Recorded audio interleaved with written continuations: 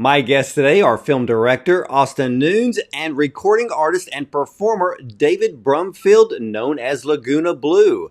Now, Austin Nunes is a filmmaker who discovered his voice through storytelling, and after honing his skills in film competitions, he attended Hofstra University, where he mastered filmmaking, editing, and cinematography while gaining experience in the fashion industry.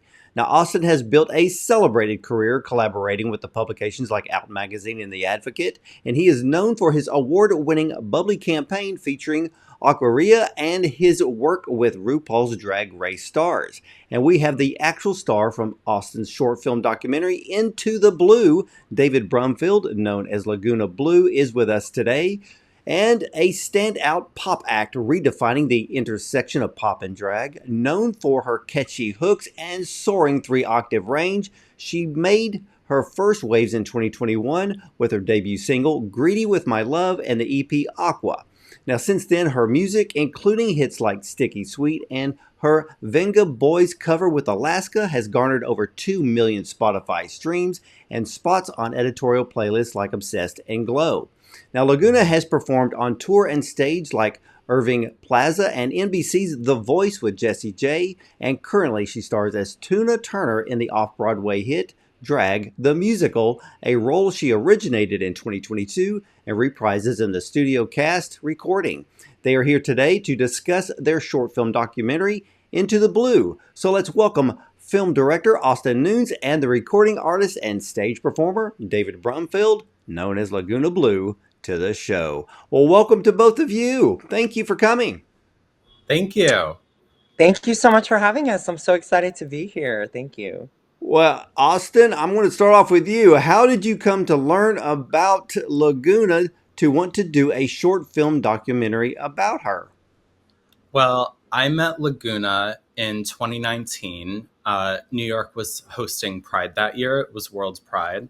And we met before the kickoff performance, which was the national anthem. And Lagoona was performing with her sisters Jan and Rose on national television. And their manager asked me to come and film because it was a big moment for them. And I just remember meeting Lagoona backstage and her being like, I've seen your work. I'm so happy that you're here. Like, I'm so excited. And that was kind of like the start of me and Lagoona meeting. And then throughout the years, we just, collaborated on music videos for her albums and any sorts of content that she needed, and just got to know each other as friends. And so when she had this big performance coming up at Irving Plaza, I was like, can I film, the process? Can I film you getting ready and rehearsals and everything that goes into making a performance? Because I've always loved music documentaries. So I was like, what better person than, someone I've collaborated with for years. And that's sort of the start of how we started to make a short film together. I love that. Now, David, where did the name Lagoona Bloo come from?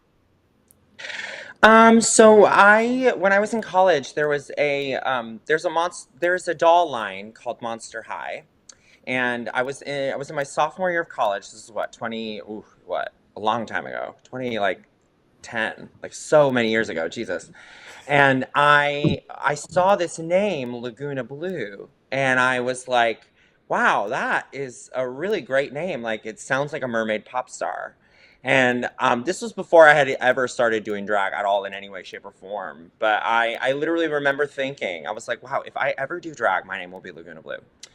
And so then 6 years later, I went out in drag for the first time, and my friend Britta Filter I was out and about. She invited me to come out. She was like, oh my God, you look amazing. Come out to the bar. Come out. So I go out to the bar, and she's like, okay, girl, what's your name? And I was like, oh, I'm David. And she was like, no, what's your drag name? And I didn't even think about it. Like, I just said Lagoona Bloo. And she was like, hello, everyone. Welcome, Lagoona. And it just stuck. And it's been really a beautiful thing for me because I feel like it perfectly describes everything that I am as far as an artist and what my interests are.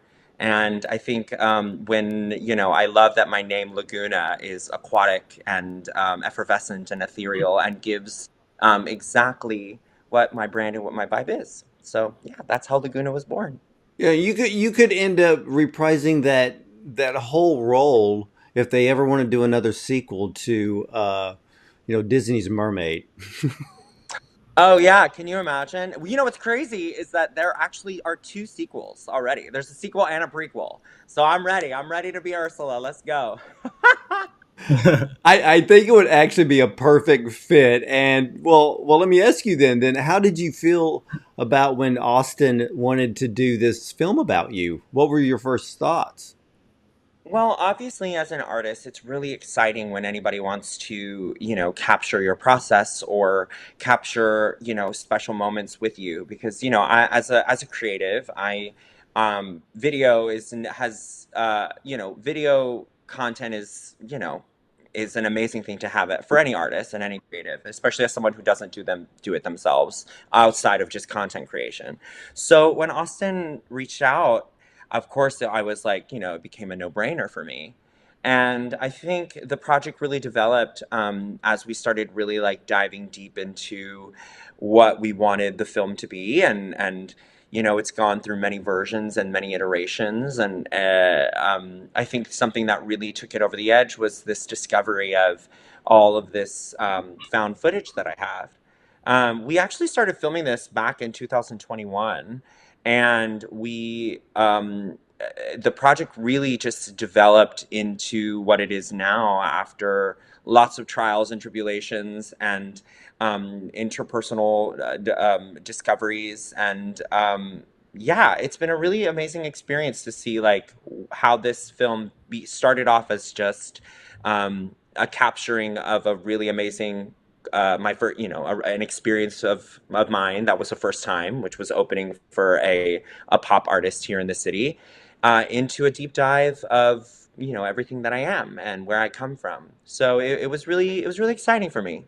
I love deep dive type documentaries like this one. And Austin, you have a lot of footage for this film. You have dressing room, you have performances, intimate conversations, family footage in both 8 millimeter and 16 millimeter film. How were you able to piece her story together so seamlessly? Lots of just watching the footage and finding links between them. Like, for example, there was a moment when we were filming the interview where Laguna talks about, how her parents always called her fat as a kid. And then through watching all of the found footage, and this part is literally in the documentary, her dad's holding the camera. And I think David says, Dad, why do I always look fat on camera? And he says back to her, well, maybe it's because you're fat. And I just remember seeing that for the first time. And first, my heart breaking for baby David.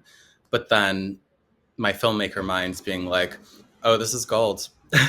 And, piecing it together.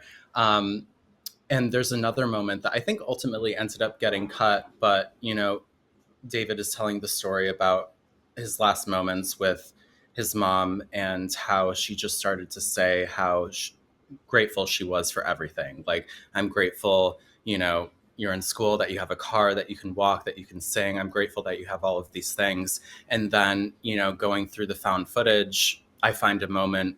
I think it's like during the holidays or something, but David's mom is just like looking around the room, and her David's dad is like recording her, and she's saying everything that she's thankful for in that moment. So there was lots of synchronicities between what David was saying in the makeup mirror and what I found in the footage. It was like, the whole time I was like, oh my God, I have proof. I have proof.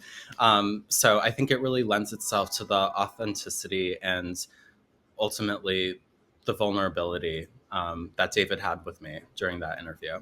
Yeah, because everything that David would say on camera, you had the film footage to back it up, and that makes the story not only complete, it makes it more emotional, makes it more endearing.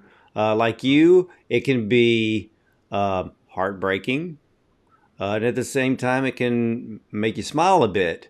But I love the way that you filmed Laguna with the very close up, especially from the mirror shots, because it brought just true intimacy to the film, but helped the audience to capture Laguna's story and emotion.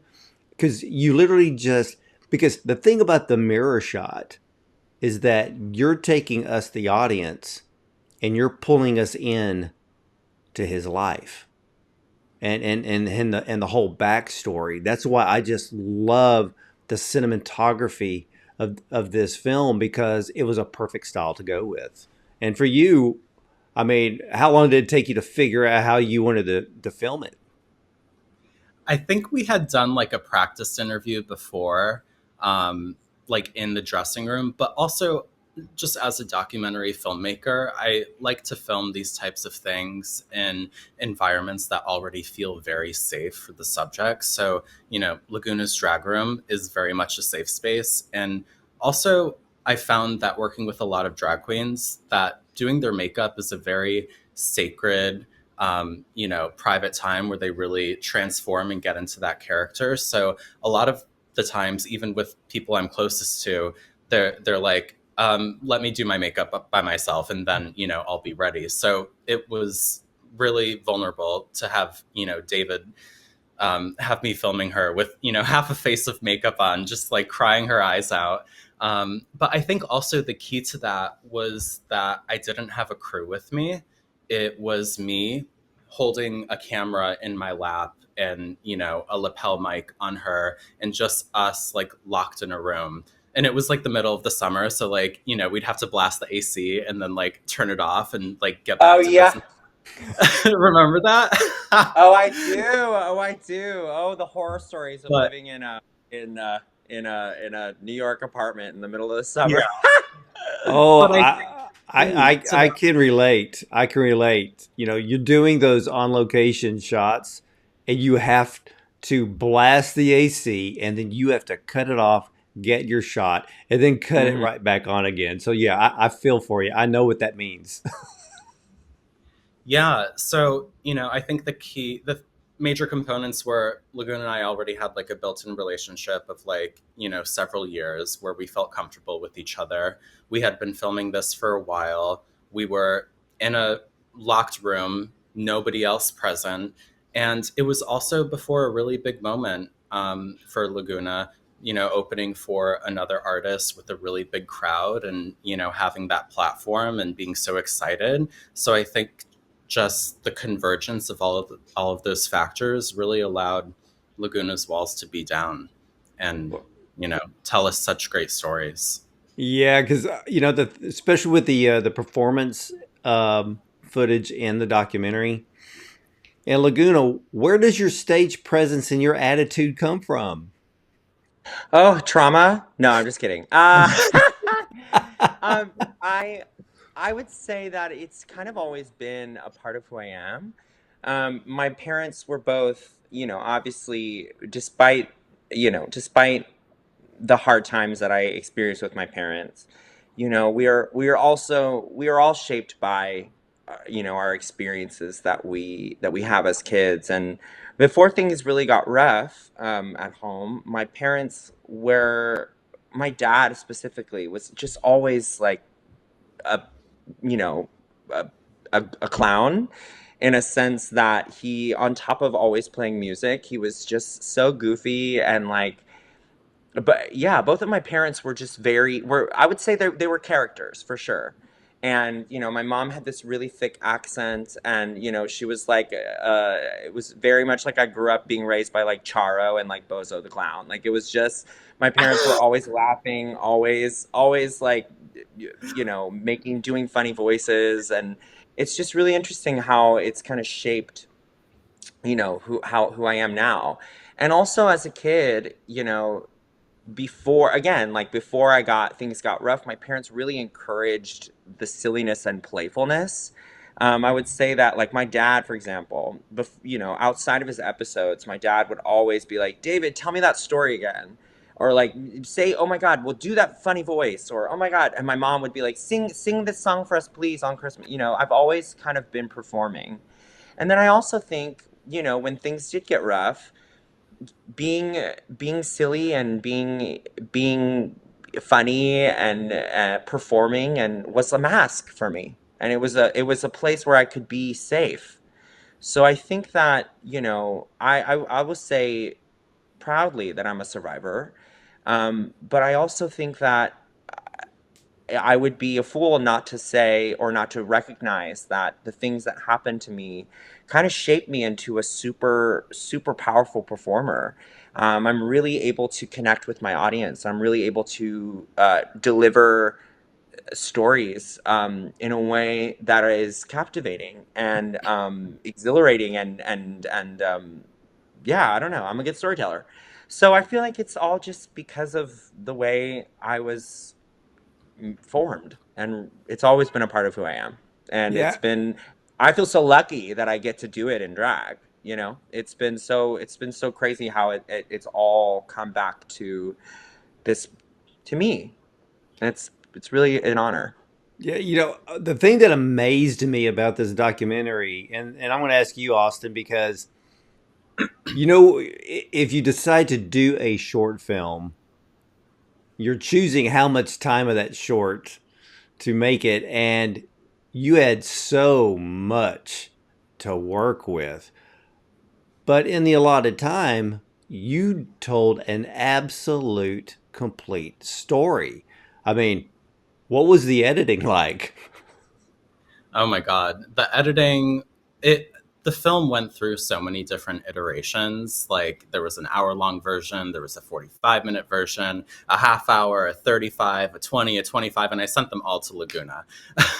And it was just a lot of like, sitting at my producer's desk and working at it for a few hours and being like, what do you think of this? What do you think of that? And then, like sitting down and watching it on the TV and then coming back. And a big part of this project was, well, I'm a freelance filmmaker, so there's naturally very busy periods and very slow periods. So this film has always been the baby that has filled the slow periods for me. So, it would just be days of going through footage and really just like the key word was marinating. I was like, got to walk away from this for like a week and then come back to it and maybe go through some more found footage and see if there's something else that I missed. And, what's the most efficient way to tell this? What's interesting is that when we first filmed the interview, David actually didn't expand a lot on her dad.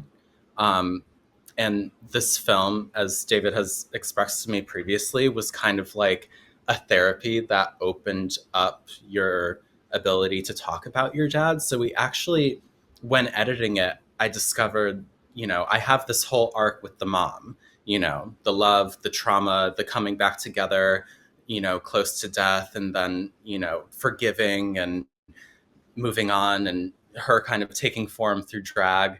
And then I was like, what's the arc with the dad? Because I didn't have, and that was the reviews I got from peers that I would show it to. Because, I had my own little test audiences, and they were like, we want to know more about the dad. So, I texted Lagoona and was like, hey, can we film some follow up? And I think you were a bit like hesitant at first because, like you say in the documentary, you don't talk a lot about your dad, because when you do, it sounds like a horror story. It sounds like a novel. It sounds like you made it up. People don't believe you. But I think the key to like achieving the two act kind of film that we have, where the first act is about the mom and the second about the dad, was going back to Lagoona and being like, I want to know more. We need to know more. And her being willing in that moment. Because at first, it was really hard for you to open up about your dad, right, Lagoona? Yeah, I also think It's been so blurry now. Yeah, I guess losing my mom made it a little bit more tangible for me to talk about because I grew up in the church, and something my parents always used to say. I mean, honra tu madre y tu padre para que te vaya bien, which is like honor your mother and father. So everything in your life is successful. It's kind of like ingrained in me, and I had always really struggled opening up about what happened to me as a kid because it felt as if one, I didn't know it was so bad. Two, I thought everyone, had crazy parents and dealt with the things that I dealt with.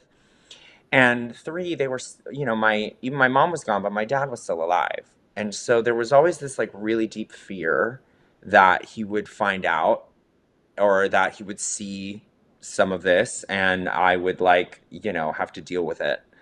Um, but my dad, he, it wasn't until after he passed away that I was really able to kind of like dive deep into it. And even, I remember even, when I first told this story, because this was, that follow-up interview about my dad where talk about him is we recorded it after the fact.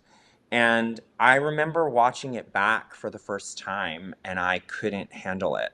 I like couldn't I had a really hard time. I had to like stop it multiple times because I couldn't like continue. I was like, "Oh my God, I can't." And I realized that like it it was this like story and this part of me that I knew so well that I could tell it because I knew it. But it wasn't until I heard it back when I finally was able to like put two and two together that experience and that my experience with my dad in general was a very traumatic one. And I I had I went through many phases of grief in the process of filming and watching and editing this documentary because it was the first time that I had to face the fact that like I what I experienced was terrible, and unfortunately it shaped me to fear a lot about life. But I think the beautiful thing is that this documentary and this experience has shown me that it is not my fault what happened, but it is my responsibility to deal with it and grow from it and learn from it. And this project has really opened my eyes to how valuable I am because I lived in a world where I wasn't valuable. I lived in a world where I lived within a lot of binaries and a lot of conditions, and love was transactional, and love was I'll love you if you're this. I love you when you do this, when you make good grades, when you're perfect, when you lose weight, when you're thin, when you're, it was all these transactions, all these conditions. And I have really learned how valuable I am. And I've learned to love myself. And I've learned to let go of so many of these opinions and thoughts that I inherited that shaped me. And I'm able to talk about it and sit with it and accept it in a way that is been really beautiful. And my goal, something that I think is super important is to share this story because I know I'm not the only one, the only queer person who deals with parents who are abusive or who deals with trauma or who deal with self-hate or this lack of self-love. So it's really been a transformative experience. Yeah, I've had other discussions, and a lot of parents, they act out the way that they do because to them there's a fear for their child, Oh yeah. but then for them, and of course it depends, I guess, what decade we talk about, but even Hmm. today, for some parents, they don't know how to handle the decision of their child, and then for them they feel like it's an embarrassment. And then you have, like you said, your parents were churchgoers. That adds onto their fear and what others will think about them. And Oh yeah. yeah, so it goes deep. But the thing that I love about this documentary Again, it is so complete for being a short film. It is complete. But for you, Laguna, did the last words from your mother before she passed, did it make you feel like you had been set free? Oh my God, absolutely. That I mean, that is one of the moments in my life that I mean, I can play back. Oh my God, I'm getting emotional. I can play back that conversation like a film. I will never forget it because all of my life I just wanted my mom to understand me. I just wanted her to like meet me with understanding because prior to her diagnosis, she any conversation about who I was or what I wanted to do with my life ended the same. And it was like, well, you can't be that. You know, you can't be that because this and this and that and this. And what are people going to, exactly how you mentioned, what are people going to think about me? I'm the pastor's, I work here at the church. What are they going to think about the pastor's kid? You know, it was always this like, what is everybody else going to think except other than what I was needing and thinking. So I got an experience that I know a lot of queer people don't get. And my mom, she was like, "I'm sorry. I really messed up with you. I can't believe that." She was like, I see that you are so beautifully, wonderfully, perfectly made just as you are. And I knew from the moment that I met you that you were different. And I did everything in my power to try to stop you. And I am so sorry. And I please forgive me, David. And just like that, having that moment with her was really powerful for me because it was this beautiful, it was this acceptance that I thought I was never going to get. And then for her to then encourage me to like not only apologize to me, but to be like, you are a star. You have to go follow this dream, whatever it is. You have to do it now. You have to do it. And I will be there with you. Did Was it feel like a absolutely the beauty. full, I mean, did it feel like the earth was lifted off your shoulders at that point? Oh yeah. I it was finally like it was like a deep yeah. I was like, okay, I can begin now. Like and obviously like I know that, I not that it would have stopped me anyway, but it was just it was a huge relief. And I'm very grateful for that. And Especially because I know so many people don't have that experience. that's very, very true. And for you, Austin, here you are filming this in a room with only you and Laguna. I mean, was it even emotional for you as you were filming it? I'm sure it was. It was, I definitely felt the gravity in that moment because I was like, oh my God, is the mic recording? Do I have enough battery? Because, I'm like one man band in that moment. So I'm just making sure I get it at first. I'm just like always panicking. But it was more so when I watched it back for the first time that I was like, oh my God, this is such a moment. And ultimately, it's the climax of the film, I would say, or at least the first act. Um, but it hit me after when I was reviewing the footage and really watching it back because while filming it, I'm worried about so much other technical things that are going on and making sure I capture it right. But in the moment, there was just like a silence that you could feel, and it was very visceral. But No, I get that. Now for you, Laguna, now I know, and it is out there in this film, you had a difficult upbringing by your father. What were the positives that were there positives that you could extract from the negatives? I would definitely say that my experience in general has made me resilient. I learned at a very young age. For a long time, I was surviving, and I was just doing anything in my power to like make it.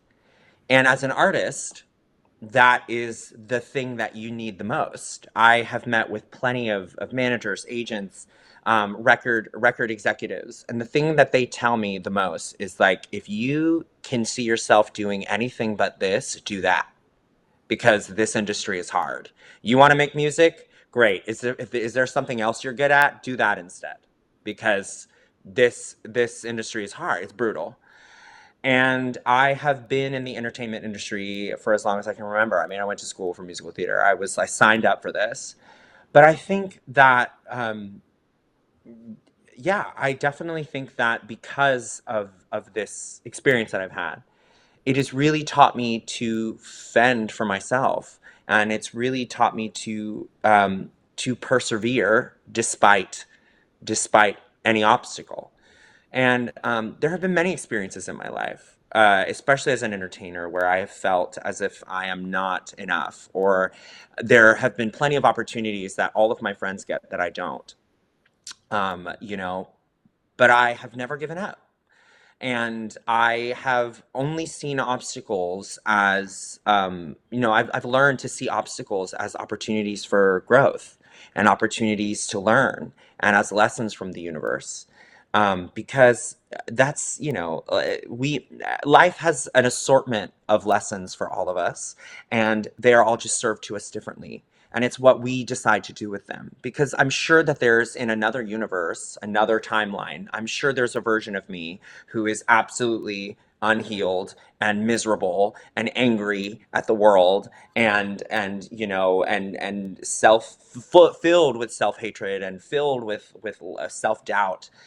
But I we don't really have, our lives. We are what we say we are. It's up to us to make the best out of our experience. And I've learned the hard way that I am not my trauma, and it is up to me to decide what to do with my story. And instead of being comfortable and allowing myself to sit in the ease of, you know, my grief, I've decided to really make lemonade out of these lemons, because that's the legacy that I think I have to leave. And I think that's, why it happened to me. I know that everyone thinks that everything happens for a reason. And I don't necessarily think that everything happens for a reason. I just think that after things happen, it's a lot easier to see the good that or the outcome. Does that make sense? Like it's a Yeah, lot easier. no, it It's completely makes sense. Some things right, happen and there's no reason for it. It just happens, or what we say, life right, happens. But at the correct. end, did you forgive your father? I have learned that it is okay to. I think I'm in the process of, to be honest. If I'm being very viscerally honest, I went numb a lot, and the reason it was so hard for me was because I wasn't ready to face the grief and the anger that I was have been feeling. And now I'm learning that it is okay that I'm angry, and it is okay that I resent him, and and it's okay that, yeah, there are parts of me that still hate him, and I don't think I had even accepted the fact that I hated him. But now I'm coming to terms with everything. And yeah, yeah, I forgive him. He was sick, but I can still Well, be no, angry you're about it. absolutely right. Because here's the thing, Yeah. forgiveness can either be immediate or it can be a work in progress. But we have Hmm. the right to be angry. We have the right to be resentful. And we have to Hmm. spend time to go through that, because there's also grief mixed within all of that. Oh And yeah. so, yeah, I mean, look, it's kind of like, when you finally come to the point and it's like, okay, I forgive you, you're still going to have the memories, and it's going to be up to us how we process those memories. But we have to just kind of keep telling ourselves, I forgive, I forgive. And it's even tougher because your father's no longer here. So he can't come to you and say, I was wrong, I'm sorry. You just have to take it where you're at right now. But I understand that you found 50 hours of family film footage after he passed. Did you sit down and watch it all, or did you just hand it over to Austin? Well, it was interesting because, like, I knew all of my life my dad had a camera in his hand. So, like, every holiday my dad would whip the camera out and he would set it up, and we would just watch us. So a lot of these videos I had seen before. A lot of these videos I like, I was very familiar with, but a lot of them I hadn't. Like a lot of these I hadn't seen. And I think the main reason why I just turned them over to Austin was because, well, obviously I knew we were working on this project, but the reality was that we didn't really know how to access them because they were all like on DVD format. And so the only way we could play them was like through an old like VHS system logged in, like taped to a DVD thing that was also connected to the old camera that it was on. And so like, and they wouldn't play on a computer. So like we didn't really have any way of like watching them. So when I immediately talked to Austin about it, and Austin was like, I think we can figure out how to get them on a hard drive. So I guess the main goal was, it was kind of like a combo of like, oh, I want to see what's all on here, and oh, let's see if we can use this for the documentary. And it ended up being really beautiful because, like Austin said, like everything that I was telling him, he was finding to be true and witnessing firsthand. So it kind of was like, one and the same of this experience of like, I want to see what's there, to let's see how we can use this and to tell this story even better. Oh, And and it also, did. Yeah, go ahead, Austin. I mean, even though some of these videos you had seen before, David, you hadn't seen them in a while and you didn't know Right. the totality of everything that existed. So you kind of handing those over to me with that blind faith and trust. And I've said this before, it was an enormous act of bravery on David's part and vulnerability. And because I took the DVDs to get digitized by a guy who specializes in it in Manhattan.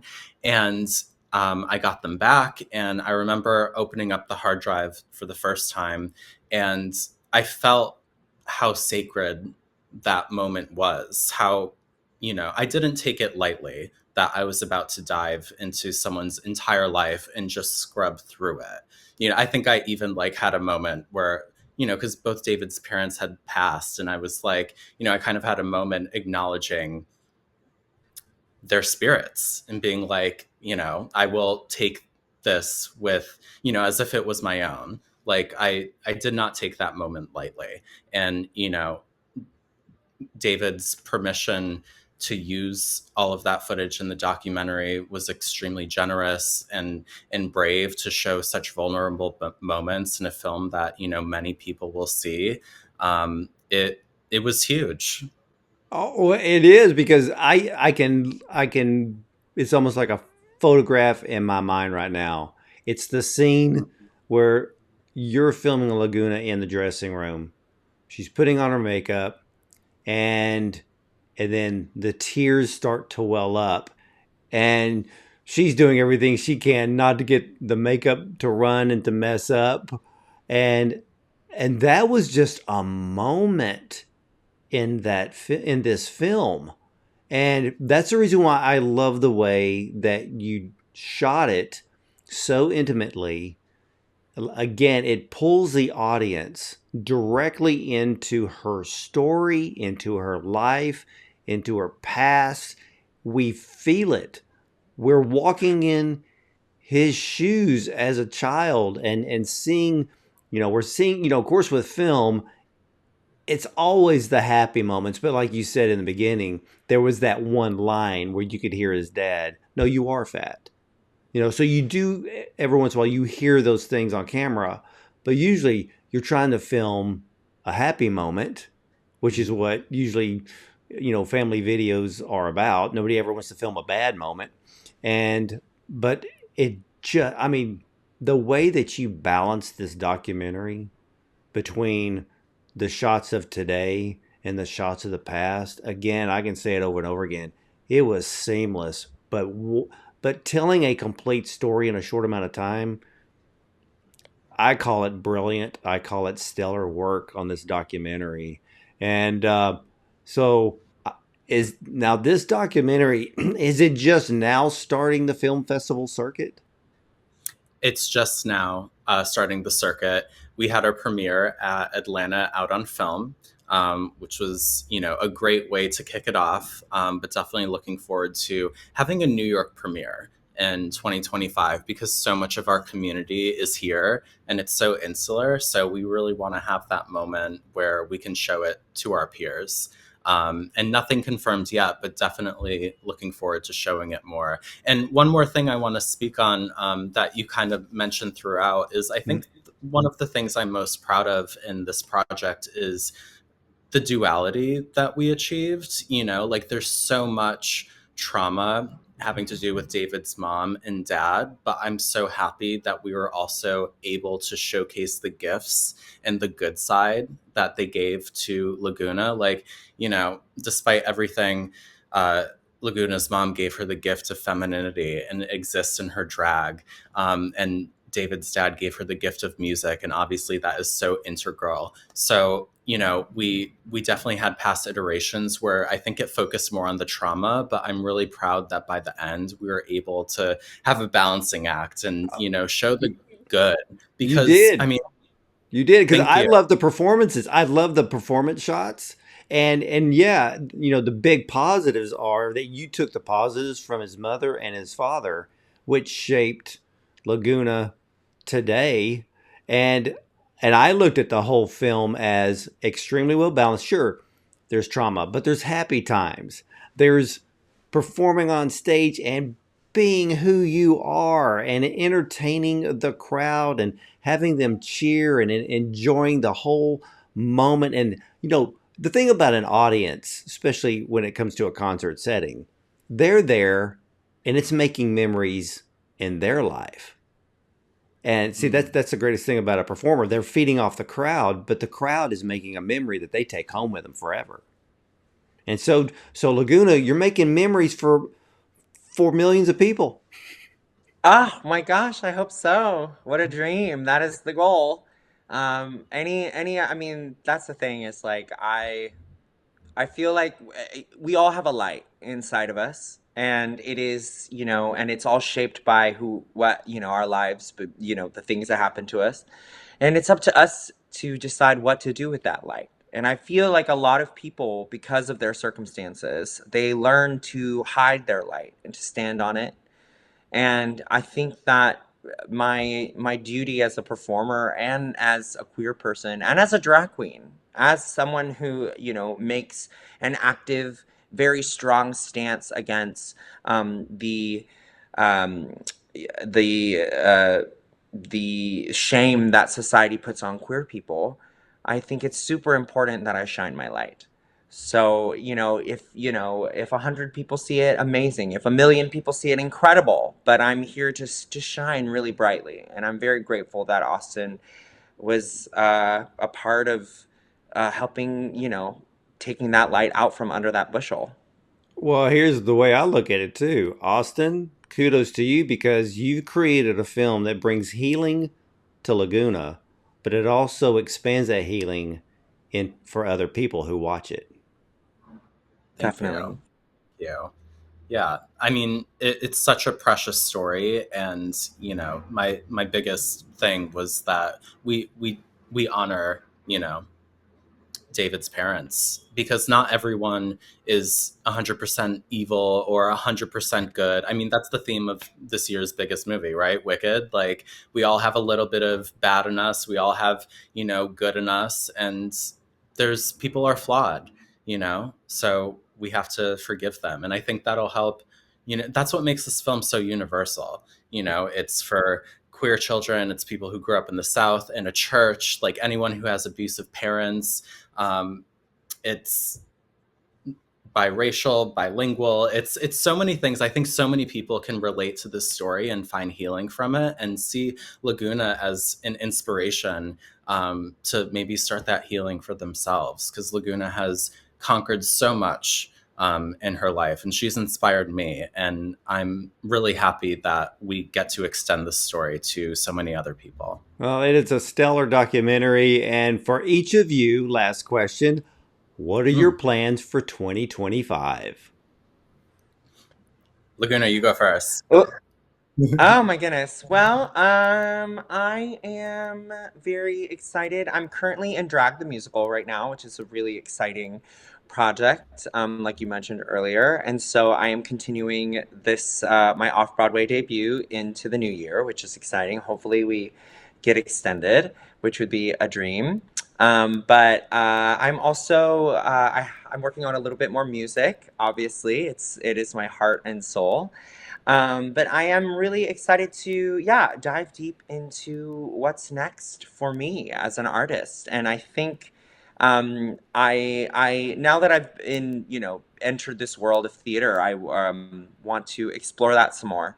So I just hope to continue to create. That's my life's goal, is to just continue to create and to inspire. So I want to be do some more theater, maybe some film, some TV, and I will never stop making music. Love it. How about you, Austin?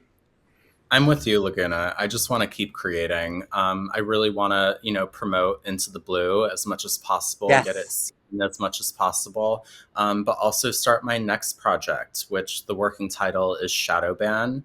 And I'm making it with my producer, who is of trans experience, and highlighting her experience on dating apps that are common to all of us, and kind of the walls that they put up for trans people. A little bit of an investigative side to it, and hoping to make that more of a feature too. Because shorts are great, but I definitely want to get into the feature realm. So, in the baby stages of that, promoting what we already have, which is Into the Blue, and just telling more queer stories. I got you. Well, ladies and gentlemen, Into the Blue. This is more than just a music documentary short film, but it captures drag musician Lagoona Bloo as they prepare for a show and tell us their story of loss and triumph in the intimate confines of their dressing room. It is a wonderful documentary short that is sure to make waves and fans through the film festival circuit in 2025. And Austin, hopefully you start submitting this one to Tribeca. What other better place in New York than to be at the Tribeca Film Festival? So we'll see what happens, and I'll keep my eye on Into the Blue as the year progresses. So we'll see what happens. And I want to thank you, Austin. I want to thank you, Lagoona, for sharing your film and your life and how to bring this film together. And to both of you, much success in 2025. So I want to thank you for coming on to the program. Thank you, Thank you so Ward. much for having us. Well, Yes, thank you. well, you're very, very welcome. And ladies and gentlemen, I want to thank you for watching. And as for me, you'll either see me at the movies or from the red carpet.